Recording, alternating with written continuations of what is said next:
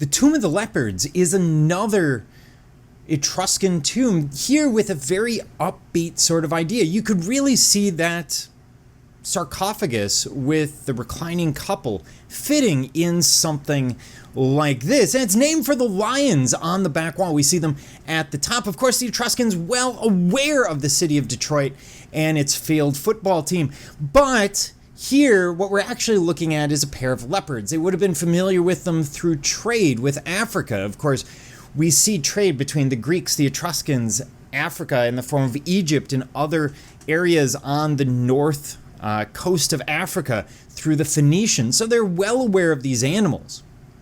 And we tend to see animals in realistic images. We don't see a lot of mythology amongst the Etruscans. They just aren't into it.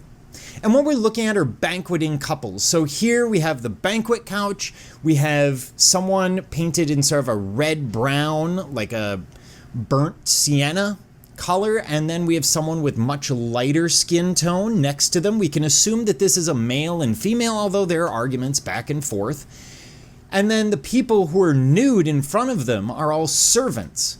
Looking at the one on the left, apparently attacking with an axe. But in fact, probably offering food or an entertainer or any number of other things.